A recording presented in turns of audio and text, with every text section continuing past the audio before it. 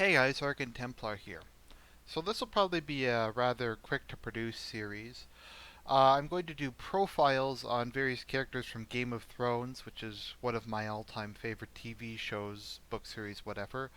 I guess because in addition to politics and video games and stuff, I like media, I like literature, and I like analyzing characters. What makes them tick? What are their motivations? What are their goals? What is kind of the core of who they are? So I want to do that for some Game of Thrones characters. So we're going to start off with my favorite character, Sansa Stark.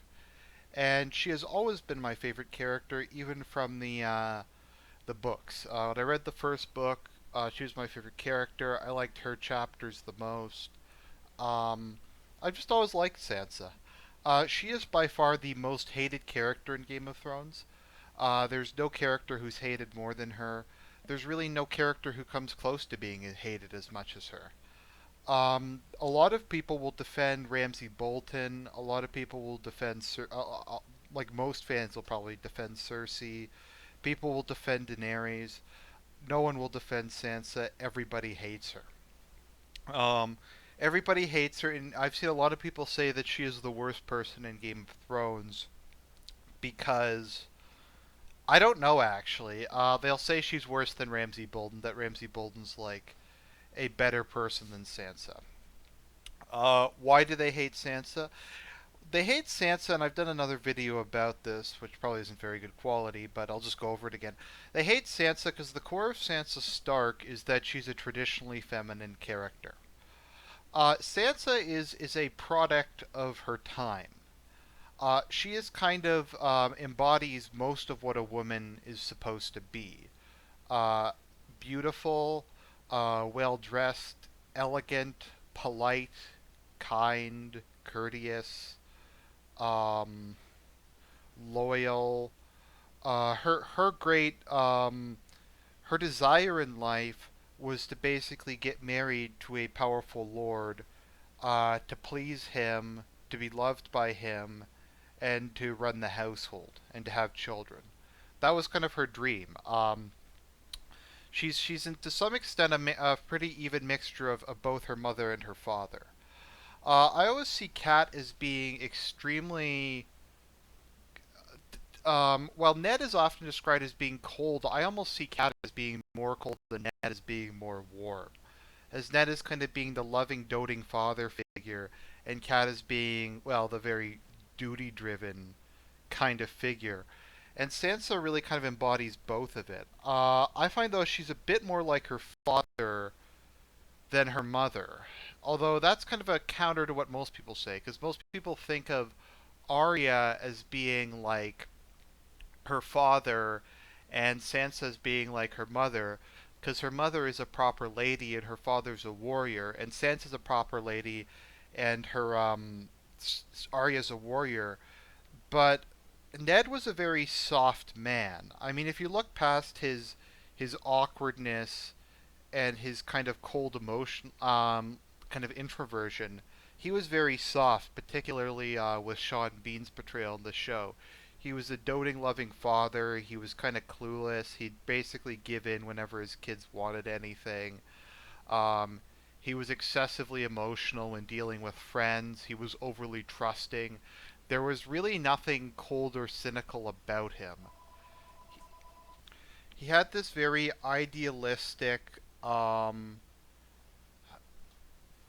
uh, idealistic, romantic view of the world where, so long as he did the right thing, everything would just work out.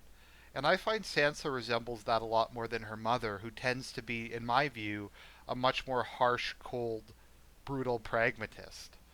Um, so I really think Sansa, well, she's a kind of a mixture of both her mother's and father. I find she's a lot more like her father than her mother. I find Arya actually takes after her mother more in terms of personality, if not in terms of role. So Sansa is kind of I'm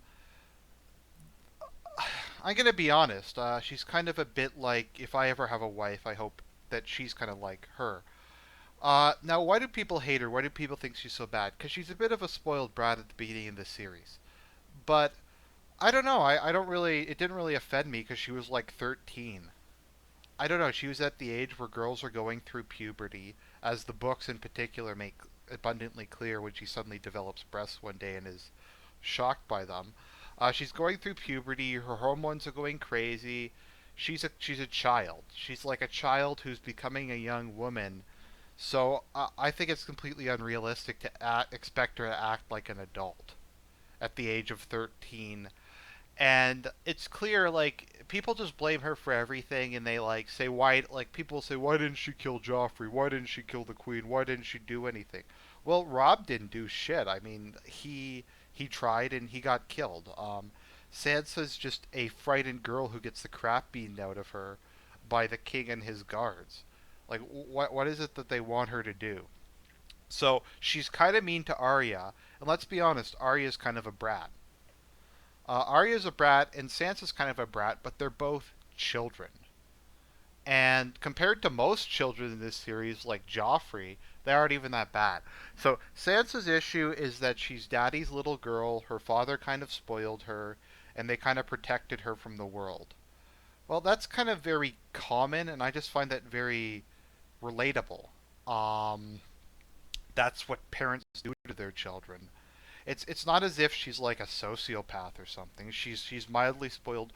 Really, um, that could have probably been fixed pretty easily in a kindly, gentle manner. Like the shit that happened to her didn't need to happen to her to have that personality flaw fixed. Really, her parents should have prepared her better.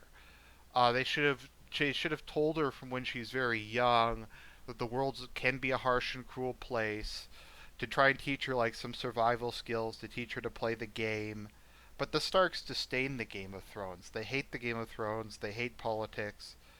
Um, but she's kind of thrust into this position. And people say, well, she wanted to marry Joffrey. Well, she's a 12-year-old girl. She's a 12 or 13-year-old girl. She hasn't even had her first blood, um, in when the books begin, and they act as if she somehow forces her father, who's a grown ass man and the Lord of the North, to like accept the marriage proposal to go south and go to his death. I mean, like, Ned was a general. He's an adult. He has, I forget, was it 5 children? He has 5 children. He's married. He should know better. He should, if he's being led around by a 12-year-old girl who whines because she wants to marry a pretty blonde boy, then he's a really bad father. I mean, I don't know. I find Sansa to be a believable, realistic character, and I find her flaws to not be that egregious compared to the rapist, mass murderer, sadistic nuts that we have in this series. She kind of seems to me to be a sweet feminine girl who really just kind of wants a protect like a man to do his job and to be a proper husband to her and to be a proper protector to her. She kind of believes that she is upholding her half of the social contract to do what's expected of her as a woman, and she's expecting men to do what's expected of them as men. And they keep failing her and letting her down. And that's kind of the tragedy of Sansa. If she had have gotten a a strong, like, masculine, somewhat like honorable husband, then her life probably would have been good, and things probably would have worked out for her, and she probably would have been happy, and she probably would have made her husband happy. But she's kind of, to some extent, to me, an example of kind of an innocent person who would be good under other circumstances, but who is caught up in the selfishness of other people. So I don't know. I find her romanticism and idealism endearing. I also admit I just, especially Sophie Turner's a beautiful woman, and I like redheads, and I like blue-eyed redheads. She's an exceptionally beautiful woman. She does a good job portraying Sansa. Um, I just like her. Even when she kind of starts to try and play the game, she doesn't really do it in a particularly egregious way. She just kind of strikes me as a pretty decent person who's trying to survive. Um, I just find her consistently interesting. I actually find her sympathetic and relatable in comparison to a lot of the characters who are fucking psychos.